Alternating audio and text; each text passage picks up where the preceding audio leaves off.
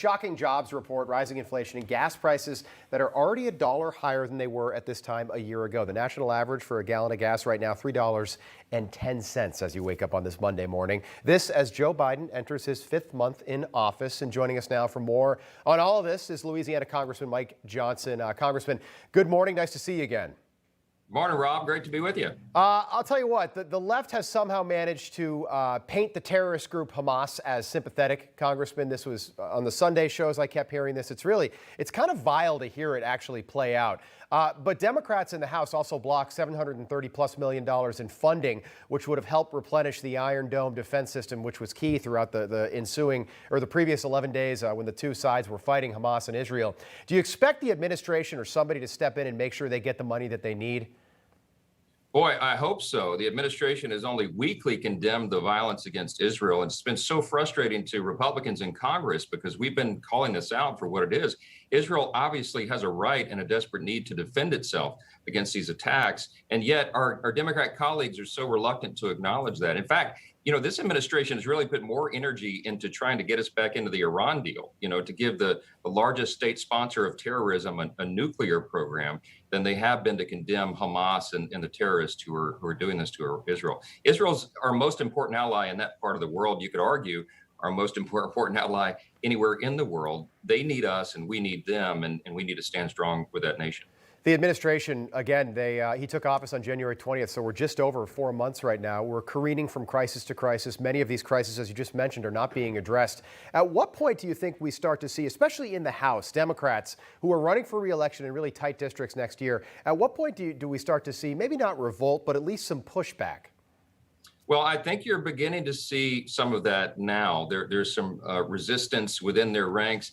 And there should be. Historically, we know that the first midterm election after a new president takes office, his party loses on average 28 to 29 seats in the House.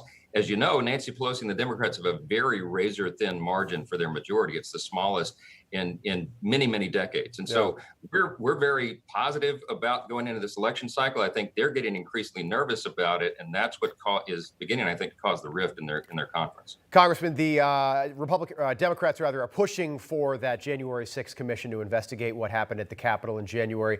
Democrats, they want this investigation to be a full, sweeping, almost 9/11 investigation. I know you didn't vote for this. 35 Republicans did. Is now not the right time for something like that? No, I think the important thing to point out, Rob, is that we have multiple investigations going on right now. The Senate has 2 of its committees investigating. Of course, you have the law enforcement component, the FBI, and all the criminal investigations that are ongoing. 400 people have been arrested. There'll be indictments and all the rest. So all of the truth is going to come out. What Nancy Pelosi wanted to do with this commission is have a hyper-partisan political exercise where they can drag this out and further divide the country in perpetuity if it's up to them. They want to lead it into this election cycle. We couldn't go along with that. We'll get the facts, but we need to do it in the appropriate manner. Congressman, 2 more quick ones if I can squeeze these in. Louisiana, right on the border with the state of Texas. Are we at a place right now in this country? Kamala Harris 60 days ago was asked to manage the crisis. We all know she hasn't gone to the border, but are we at a place in this country where it's no longer illegal to cross the border illegally?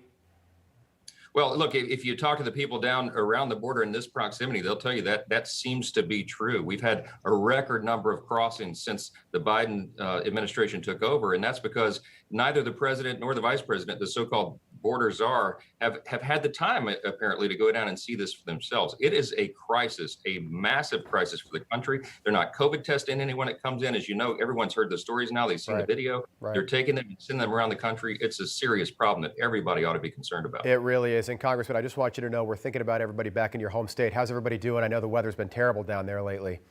I tell you what, we feel like Job in the Old Testament down here. Louisianians are a very resilient people, but we do appreciate the prayers and those well wishes. It's been a tough cycle for us. Record hurricane season last year. Now we have flooding. Just seems to never end. I know it. I've got a lot of family. My wife is from Louisiana, born and raised, so we've got a lot of family down there. We are certainly thinking about you guys. Congressman, I always enjoy having you on. We cover so much in such a short period of time. Pleasure to see you again, Congressman Mike Johnson. Good to see you.